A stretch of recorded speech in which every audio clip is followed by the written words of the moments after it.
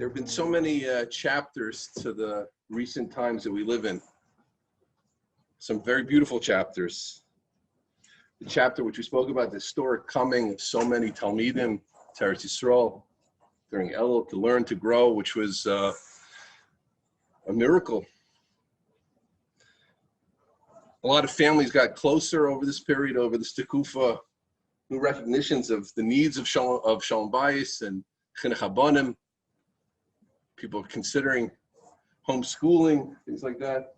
There's been like every Tekufa, every time, there's been beautiful times. But of course, there have been such terrible difficulties during this Tekufa, financial difficulties, companies torn asunder, individuals with no parnasa. I heard about a certain person realized, certainly in February, he invested 13 million shekels in a bus company. And March comes, 8 buses, I don't know what to do with them. Death, sickness, etc. And another parsha, one of the greatest tragedies of this time has been so many Talmidei Chachamim, Torah leaders that have left us. Nova Mitzvah Rebbe, one of the leaders of American Jewry, Eliyahu Bakshi Darom, the Rishon LeZion here, a person who shas word for word. Recently, Chaim Dov Keller, and unfortunately many others. The Gemara tells us, Gadol Misas Tzadikim, when a tzaddik dies, it's like Serepis Beis Hashem Elokeinu, even worse. It's like the Beis HaMikdash being destroyed. Rav Zalman Nechemia Goldberg was a very unique Gaon. Many, many decades ago, I already heard, I was first in Eretz Yisrael 30 years ago, 35 years ago. I'm sure it came before. I can only talk about the time when such things I heard about. I said, if you need a shear anywhere in Choshen Mishpat, anywhere, just tell Rav Zalman Nechemia and he'll turn it on right there. And all of the 3 volumes of Choshen Mishpat, and understand that that's just a fraction of what he knew. And Choshen Mishpat is the most difficult part in the whole revealed Torah, Choshen Mishpat. The halachas of Mamonis, things like that. And he was a person who was shlita. His command was so great that he could just talk like that. He was someone who was a Rosh Kol and Sadager, who gave Shurim and Hezi Yeshivas also. He was the famed son-in-law of Gaon Yisrael, Rav Zalman Orbach, and one of the Mamshichim of his derech. In his terms of his relationship of Darchei Noam, Tar Yeshiva, he gave the official smicha here.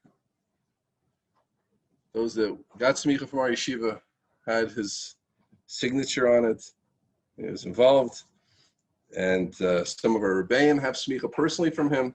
That's touched. And specifically our Rosh Midrashah, Rav Shurin, who certainly no stranger to Gedolim, grandson of Gedolim.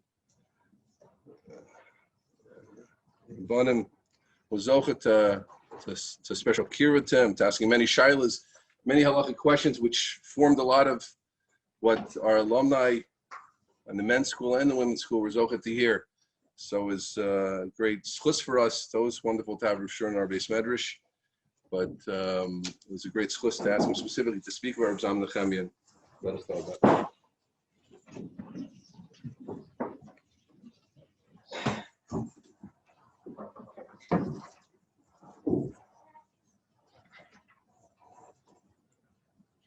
I just feel terrible about, of course, I feel terrible about the fact that he passed on. He didn't pass on because of Corona, it was age, really. But I feel terrible that I'm talking about a person who you could have met. And you're just going to hear about him from, myself, who you could hear about him from much greater people, much, much greater people. But maybe I'll begin with something, I did meet Gedolei Torah of the last generation. Some of the famous names that you heard of, maybe Rav Yaakov Kamenetsky, Rav Moshe Feinstein, Rav Soloveitchik, and many others that the names ring. You've heard of them. And when I mentioned Rav Zalman Nechemia Goldberg, I'm wondering how many hands would go up. Did anyone here hear of Rav Zalman Nechemia Goldberg? Let me get a few hands. I once asked in this base medrash, I said, who heard of Rabbi Yisrael Baal Shem Tov? And everybody raised their hand. I said, who heard of Rabbi Yisrael Salanter? About 5 people raised their hand, right? So I want to tell you something interesting. It's not about exactly Rav Zalman Nechemia, but it is.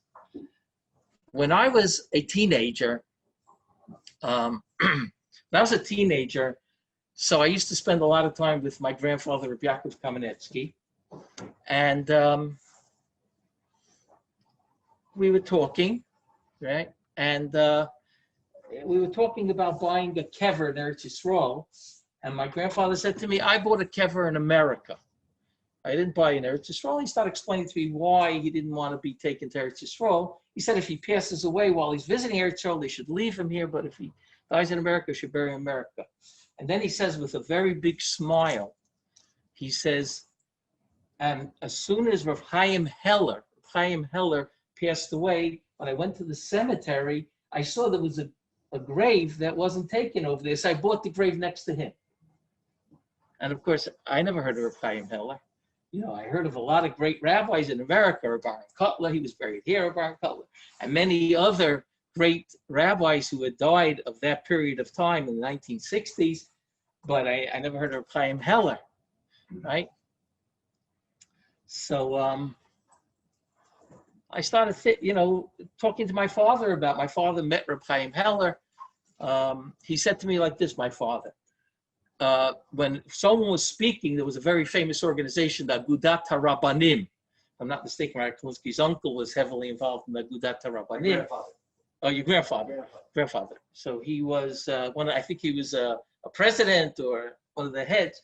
So my father at that time was 28 years old, my father told me, and a little old man walks in, and everybody stands up, even though somebody's speaking. The whole goodness of Rabbanim, you talk about Ramosha Feinstein, then Ramosha Feinstein sat in the back.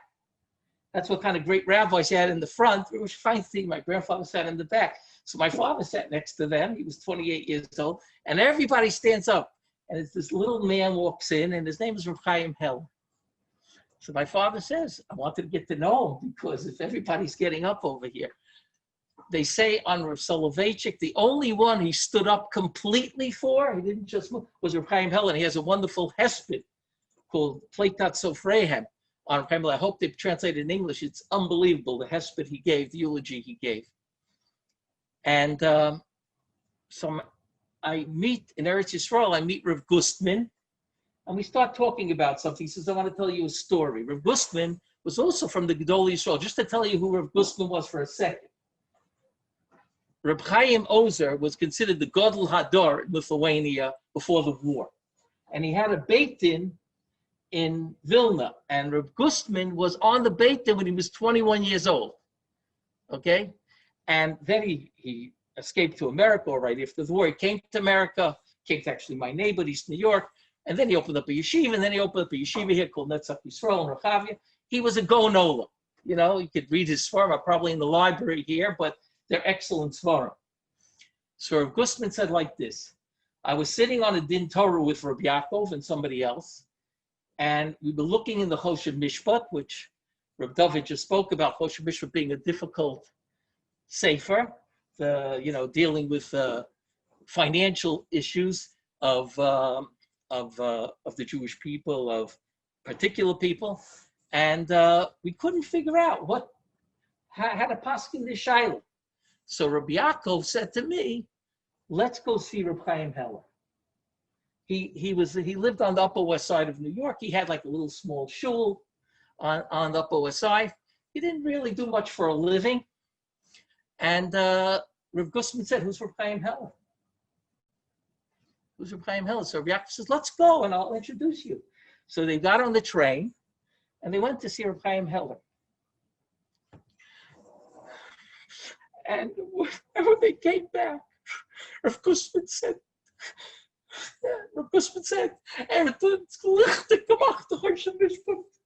he opened up our eyes to the Hoshev Mishpat. Said, and then the next time I went to Reb Chaim Heller, I didn't let your grandfather take me. I went myself. That's who Rav Zalman Nechemia was. Nobody knew Rav Zalman Nechemia except the greatest rabbis. They knew him. Not because he didn't make himself available. He made himself available for me too. For everybody. It didn't matter who. He didn't have any bodyguards. You could call him on the phone. The only thing is he didn't remember his phone number. He never remembered. He says, because I never call home, so I don't remember my phone number. But ask anybody else. They all know my phone number. Right? So, I used to call him on the phone. I used to go visit him. He used to talk about very serious questions. But how did I get to him? I got to him because Rav Zalman passed away. And somebody said to me, you should go to Rav Zalman Nechemia Goldberg. So I heard of him, but I didn't know anything about him. I heard he was a posek, but I didn't know anything about him. But the guy who told me was a very hush of a person. And he said to me, listen, I don't want to judge because I'm not such a great person, but it could be Rav Zalman Nechemia is greater than Rav Zalman. He's greater than his father-in-law. That's what he said to me, but I don't want to judge. So I could tell you, I spoke to great Gedolei Torah of the last generation, and he was not anything less. Normally, we think that, the next generation is less than the generation, right? It's Katnu Adorot. Generations get less, but Rav Zalman Nechemia wasn't less. I spoke with Moshe Feinstein. I spoke with Rav Soloveitchik. We had all different types of discussions with my grandfather for many years. I spoke. He was not less. There's no question about it. I can't say he was more because, who am I to judge such great people? But I can tell you something interesting. When a person is as great as Rav Zalman Nechemia, as you get greater, you realize his greatness. You see, there's some rabbis, guys from Chappelle's would say to me, I had a kiruv rabbi on campus, and I thought he was such a great Talmud Chacham. Then I came to Chappelle's, right? And I heard from really solid Talmud Chacham, I don't think he's so great. I said, why does he have to be great? You have to get you to Chappelle's. That's all he had to do, right? He has to be a Ben Torah, right? But great people, I remember at age 15, I thought my grandfather was great. But at age 18, I thought he was greater. And at age 20, I thought he was greater than that. Rav Zalman Nechemia, the more you learned, the greater he became, not the less. So the guy sitting there, Rav David said, he could say a shir on Choshen Mishpat on the spot. He didn't have to prepare. But let me tell you to who he said it. He said it to people who are becoming judges. Every Thursday, I would go see him. First, he would give a shir. And then he would sit for an hour, and they'd all sit around the table. And they would watch how he answers questions, and they would argue with him. The people around were all Talmidei Chacham. They were all scholars, Torah scholars. Some of them were older than I am. Some of them today are probably in their 70s, right? They used to come on Thursday, sit around the table, and see how he answers questions for an hour. Anyone could come in and ask a question. Many guys from Chappelle's came in, and even women from Fresh Rachel. You could go if you're a woman also and ask a question. He didn't differentiate. And they would argue with him, and he would argue back. And I want to tell you something. This fellow, right, he was the most humble person, and at the same time, he was the most, humbleness and his knowledge of Torah went so together, you can't even imagine, right? He would say something, and sometimes it was enlightening. Not sometimes, most of the time. He had a tremendous creativity. As a little kid already, he was a genius. Sometimes we talk about people, they weren't geniuses, but they became great people. And I like to talk about those people because, most of us are not geniuses. I'm not a genius, right? But he was a genius. As a little kid already, they knew. He was born in Belarus, in Minsk, under the communists. His father spent 9 months in jail. But he always held himself for our Litva. For even though it's Belarus, it's not exactly Lithuania, but a lot of people who came from Belarus were great Talmudic scholars. So he actually, Rabbi Kotler, my grandfather also, we grew up in Belarus, but he left when he was 5 years old. His father spent 9 months in prison. And then the Chabad got him out of the country after they let him out, prison in Siberia. So they got him out of the country. And he came when he was 5 years old. I think in 1935 he came here. 1935, I think he got here. Interestingly enough, I'm not sure. I never checked with him, but it could be he came on the boat, same boat as my father, his family, because he came 2 days before the funeral of Rav Kook. He was then 5 years old. My father was older than him. So my father also came from Eastern Europe to here 2 days before the fire of Rav Kook.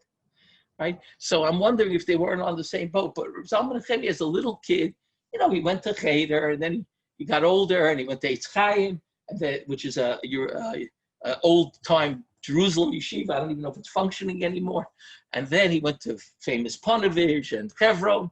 And they all knew that he was a budding Torah scholar, and not even budding. He was already a Torah scholar. I mentioned Reb Chaim Heller, right? Reb Chaim Heller, why did Rav Soloveitchik get up for Chaim? He knew everything, Reb Chaim Heller. He knew everything. But he talked in learning when he was 10 years old at the Beis HaLevi. That was not Rav Soloveitchik's grandfather, his great-grandfather. He spoke in learning with Rav Yosheber, the one who he's named after, Rav Soloveitchik from YU. He was named after Rav Yosheber of Brisk, the rabbi of Brisk. And Chaim Heller, as a little boy, spoke to them. He spoke to Rabbi Shurin Spector, the Rav of Kovna, a little kid, right? So these guys were unusual geniuses, but I want to tell you something interesting. He was an unusual genius, but he was completely normal, which doesn't make any sense. Because if you're such a great genius, usually you have like what we call in Yiddish a mishigas. You have like some sort of eccentric. Usually the geniuses are eccentric. There's nothing out of it. He was completely normal. You could talk to him about anything. And he would sit and listen and he would schmooze, right? But as soon as you wanted to go back for learning, he went back to learning. He was Kulo Torah, But I'll never forget. I'll tell you something interesting. I used to go to him. And then in my neighborhood, which is a very yeshivish neighborhood, right? And in the yeshivish world, they didn't exactly know how to eat Rav Zalman Nechemia Goldberg. Because as Rav David said, he would go to Beit El to give a shiur. He would go to Kerem B'Yavne and give a shiur. Anywhere you invited him, he would go. And he never prepared. He used to come to the school. I remember he used to come to the yeshiva and say, what would you like me to talk about? Oh, Hilchot Shabbos? I'll give you a good shiur in Hilchot Shabbos. Right? Oh, where in Hilchot Shabbos? What daf? Give you a shiur. The guys that I used to sit with, so they had computers. And they had the Bar Ilan. So anytime he would quote a Gemara, right? He would say, he would quote a Gemara and then say, bring me the Gemara. I want to take a look at it. So the guy who was on the computer wanted to see if he could find it quicker than Rav Zalman Nechemia. He would stop putting the computer, and sometimes he'd beat him out. Rav Zalman Nechemia used to laugh. Wow, he beat me out, because he'd give him the Gemara and Rav Zalman Nechemia would start looking. And of course, he would find it, but he would it was just unbelievable, okay? And it was with such serenity and such simcha. When he talked to you in learning, it was just like he had this big smile. He always had a smile, big smile on his face. And it would be like just off the cuff. He would say something that was dramatic, off the cuff, right? In the question that you asked, right? Always with a source, or a Gemara, Shulchan Aruch, something, And he didn't care who he was arguing on. He had a proof. But when he argued, you didn't think he was putting anybody down. He was just so, it was like a whole discussion was like laid back, and he was throwing pearls. Who throws pearls and is laid back, right? And he would he was relaxed on the chair, and he would just talk, and it would come out of his mouth. Whatever you asked, he would talk about it. Sometimes he had a question whether he knew the answer, meaning he had a Gemara like this, a Gemara like that. He would talk it through with you, right? And I once asked him a question about, there's a famous question about, are you allowed to download songs from certain, I guess, certain places in the computer? Are you allowed to download songs, right? Halachically, because it's stealing the song. So he said to me, listen, I wrote an 80-page tshuva in Tchumim. Take a look at that tshuva, and over there, everything's going to be covered. As he said, everything's going to be covered over there. So he became the Rav in Sadagur, the Rosh Yeshiva of Sadagur, the Rosh Kolo. Sadagur is a Chassidish place. And then he became the Rosh Yeshiva of, all at once, by the way, the Rosh Yeshiva of B'chon Lev, which is an institute where they learn and they also do things on science, right? They do optics and they do computers and all different types of things in science. And he was the head of there also. You say sure for them. And then he was the Nasi of the Encyclopedia Talmudis, right? And you can ask people who work in Encyclopedia Talmudis.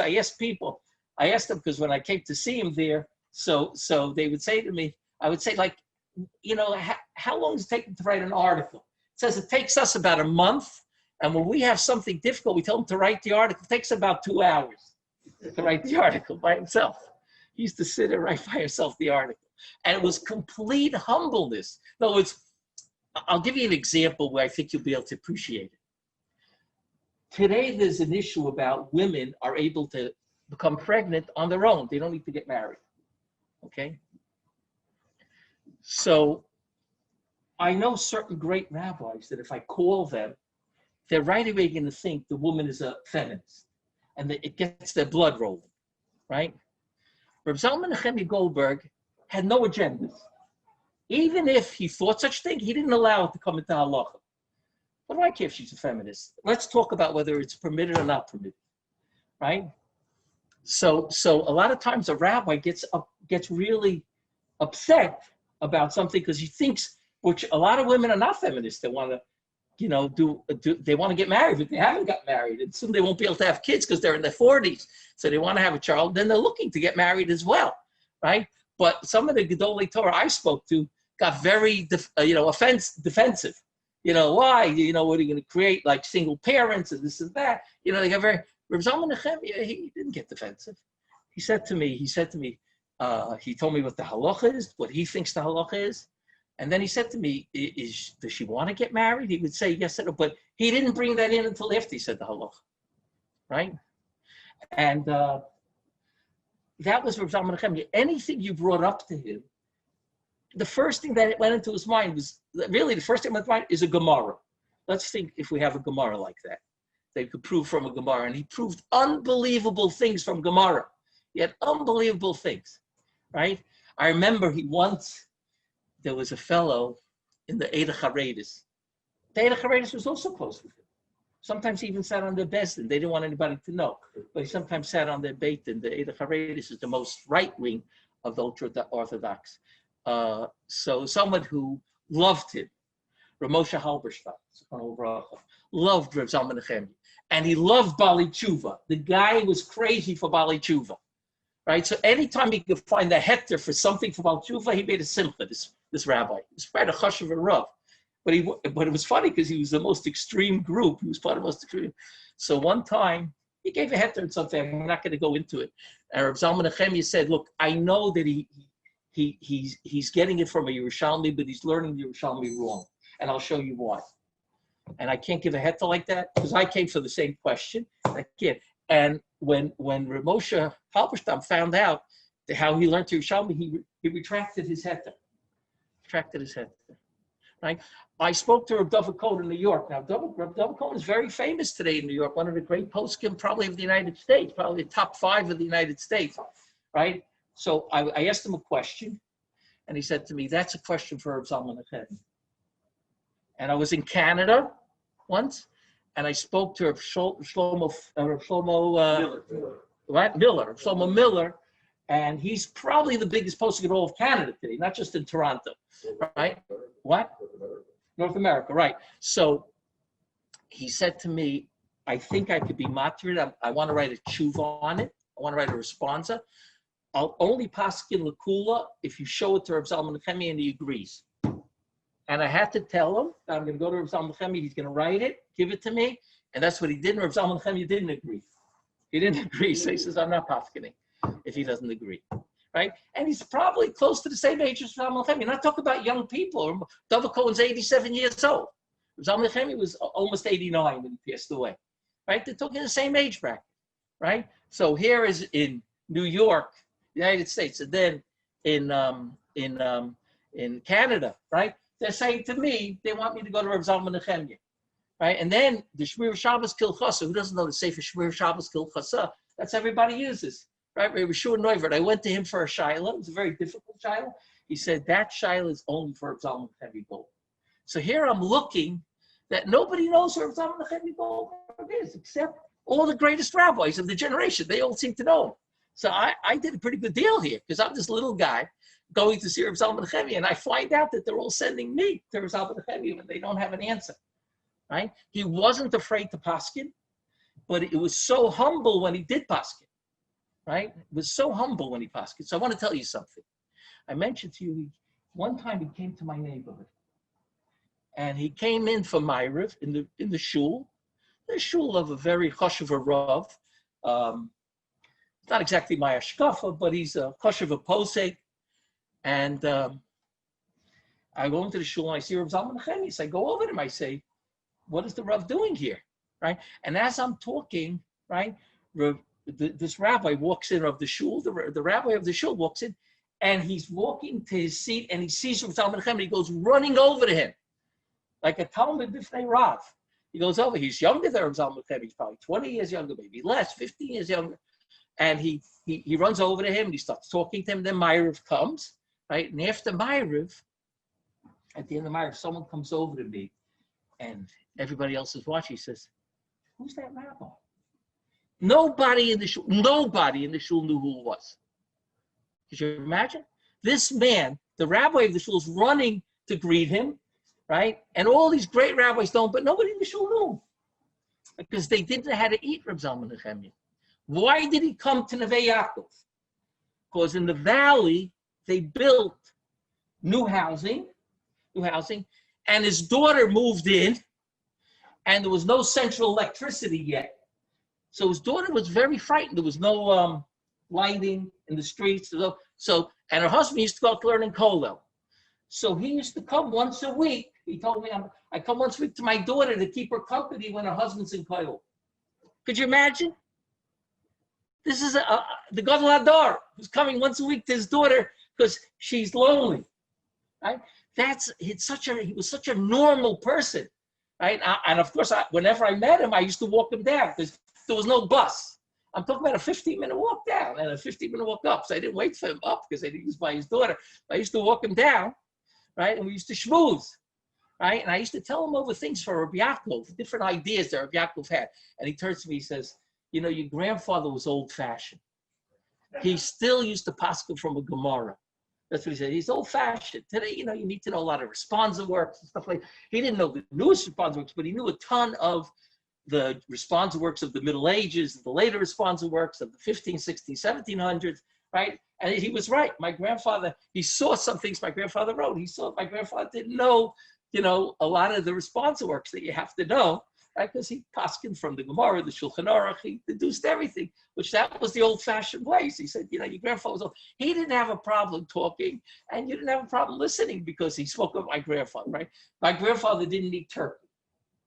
My grandfather didn't eat turkey because he said there's no Masorah on eating turkey. You need a Masorah, right? So Rav Zalman Nechemia said to me once, did your grandfather eat turkey? I heard your grandfather eat turkey. He says, I have a raya you're allowed to. Did even your grandfather's allowed to eat turkey? He said, because I came to ask him if I'm allowed to eat turkey, because somebody told me that kashrus goes after the mother, not after the father. My mother was a daughter of Rabbi Yaakov. So I said to Rav Zalman Nechemia, do I have to not eat turkey? So he says, no, not only you can eat turkey, but your grandfather could also eat turkey. I have a raya from a Yerushalmi that he could eat turkey, right? That we had already turkey in the times of Yerushalmi, right? It didn't bother him to disagree with anybody, and he did it in such a wonderful, nice, with such a big smile and such a humbleness that nobody could get insulted from him. It was just impossible, right? And there were people from every type of kippah ever. Okay, pay us down to the floor with black kippot, and black kippot, Lithuanian kippot, and knitted kippot, and a big knitted kippah, and a small knitted kippah. Then it was just unbelievable to watch that the whole nation, right? I knew rabbis, choshen rabbis in America, when they came to Eretz Yisrael, poskim in America. They called me up. They said, we know you go to Rav Zalman Nechemia. Can you take me in? I said, you need me? You know, 100 times more. No, it's nicer if you take me in. He knows you. So I used to take them in. I don't want to mention the names of people, but I used to take them into Rav Zalman Nechemia. And of course, by him was up. When I used to come to his house in the summer, he used to put on the air conditioner. He says, you know, you're from America. So he used to put on the air conditioner. He had like one of those small ones in the window, which in Israel you almost don't even find. He had a small one, right? I can imagine that he I'll bet you could probably help his wife out in the house when they had little kids.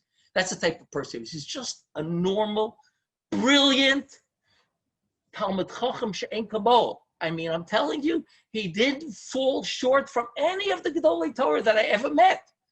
And I got to know him. And again, I'm not a very great Talmud Chacham, but my grandfather once said, I asked my grandfather, he went to Slabot, Rabbi Yaakov. So I asked my grandfather, do you consider yourself a Baal Musa? So he said to me, no, but I know who is and I know who isn't. That's what he said to me. I know who is. So I'm not a big Talmud Chacham, but somehow or another, I know how to pick them, right? I know who is, I know who isn't. This man was on that level. He was on the level. I actually once spoke to one of his sons-in-law, and his son-in-law, I said to his son-in-law, I want to tell you, your father-in-law, when I talked to him, he doesn't seem less of a gadol than Rabbi Yaakov or Moshe, right? And he didn't say to me, what are you kidding? He agreed with me because that's the way it was. You're talking a person that I can't even begin to tell you. The man was so fluent in everything. And then I once spoke to him about history, so he quotes for me the Doros HaRishonim, the Sefer Doros HaRishonim. He quotes me once in a while the Trumas HaMusar. He read all these svarim. He used to read all these svarim that usually, poskim are not involved in, like reading a historical Musa Sefer, 5 volumes. He knew all these things, and it was just, it was without any sort of like pride. He just knew it. You know what I mean? He learned them through. He read them through. Very broad person. I'll never forget how I introduced my wife to him. On a 28 bus. I introduced my wife to him on a 28 bus. Okay, I'm going to work in the morning. At 8:30, every time we went to work on the 28 bus, he got on. So one time I said, Esther, I want to just introduce you to Rav Zalman Nechemia. She goes, Rav Zalman Nechemia is on a bus.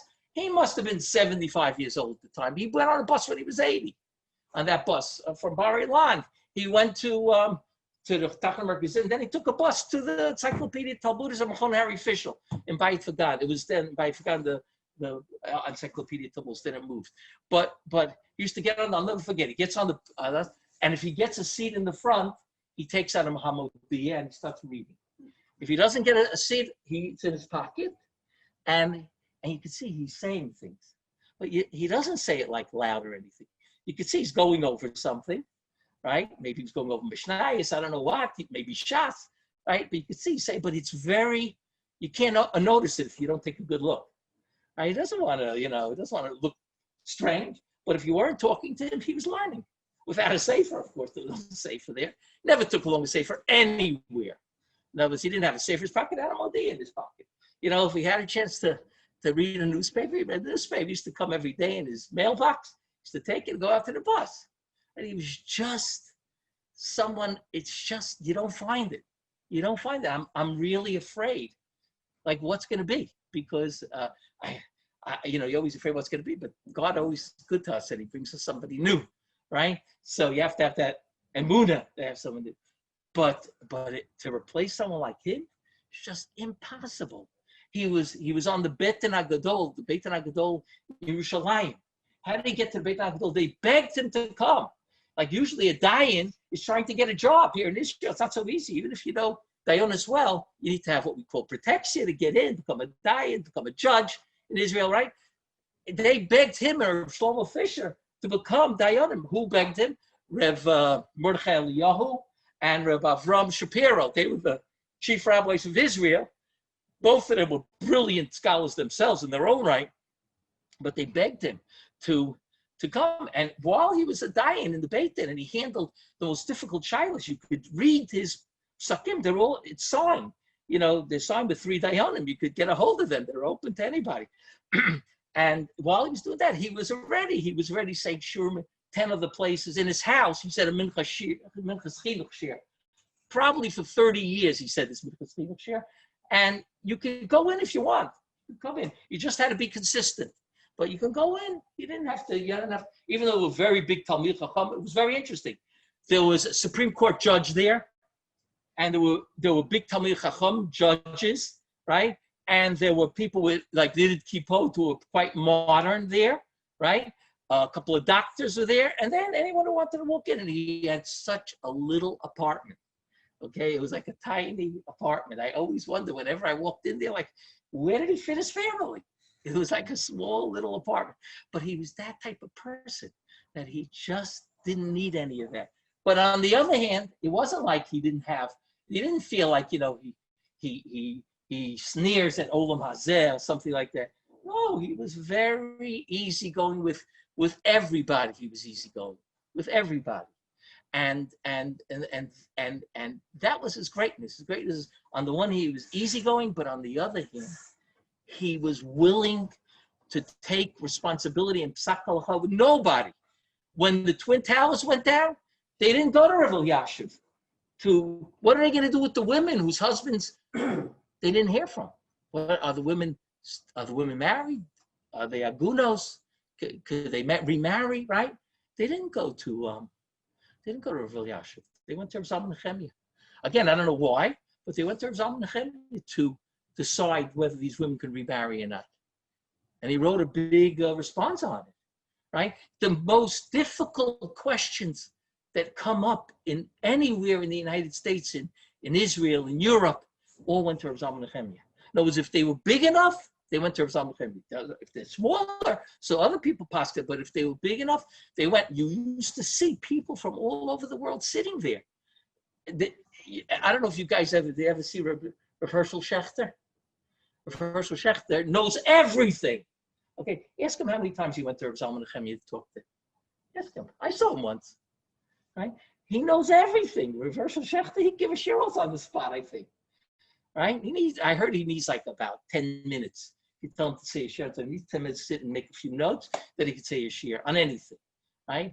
So, and I saw him by Rav Zalman Nechemia. Everybody, all the biggest poskim, either called him on the phone or they went to see him about something. Right? And that's the person that we lost today, and nobody really knew. I'm waiting for someone to write, unlock the hiddenness of Rav Zalman Nechemia, because like regular people didn't know. They heard of in the Dati Leumi world, right? They used to call him Hagarzen. The Haredim didn't call him. Going Rav Zalman Nechemia Hagarzen. You know what a garzen is? You know what a garzen is? It's a what? An axe. It cuts through everything. So they used to call him Hagarzen, Ragoyin, Rav Zalman Nechemia, right? And they used to come to see him, the knitted kippot. I remember we used to ask questions, and they would sit. There was like bleachers, right? And you got 40 guys in the bleachers, like who were learning America's HaRav Kook, who came to hear him on Thursday, how he paskins. I'll just end maybe with, I came to ask him if a male is allowed to have an earring. Is a male allowed to have an earring? Is it simas isha?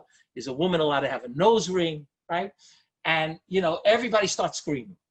I say, everybody starts screaming at the table. There was 5, 6 like dayanim and different people learning for dayanim, and they all start screaming. It's chukas hagoyim, it's lo tilbash, and he cuts through everything and he says, you're all wrong. It's mutter. He says, a nose ring, b'chal. He says, Rivka had a nose ring. He says, I'm not saying, he says, I'm going to tell my daughter to wear one, but to say it's usher, you have to have a raya for such a thing, right? So and then he said that in Sephardic countries, there were males. I think if they were bechorim, or I don't remember exactly what it was. They had earrings. They put in one earring in one ear to show. I don't remember if you were bechor. Was it bechor? Levim. That's it. They had.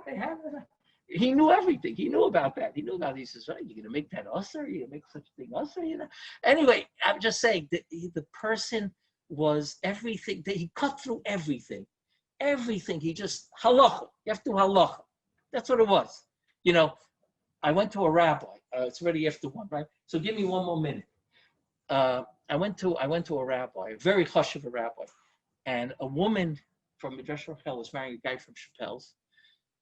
And her mother had a Reform conversion.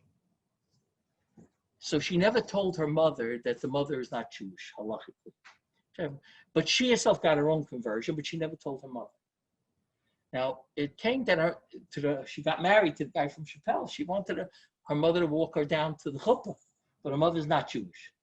So one of the rabbis, I went to a rabbi, said, can a non-Jewish mother walk a daughter down to the chuppah? So I didn't know yes or no. I just asked because somebody told me that they can't. So I just asked him. So I asked this question to Rav. He says, how can I say it's mutter? How can I say it's permitted? How can I say it's permitted? We're talking about kedushin here. We're talking about different kedusha, holiness. How can I say a person's not Jewish? They're great people, but they're not holy yet. So I said, you know what? He didn't tell me a psak halacha. I just says, how can I say it's mutter? I went to Rav Zalman Nechemia. He says to me like this: does she want her mother to walk her down? So I said, yeah, she very much wants her. The mother wants to walk her. She says, but she wants her mother to walk around, right? So you're telling me on the day of a chuppah, of a gioris, okay, you're not going to let her mother walk her down if she wants it. You're going to torture a convert on the day of her marriage. Yeah? You have to show me a source for such a thing. I said, but isn't there a source? Isn't there a source for that she can't walk you, that his mother can't walk you down? He said, show me a source. But I have a source that if you torture Gioris, a very serious source, that you're in deep trouble. Right? So he says, of course you should work with that.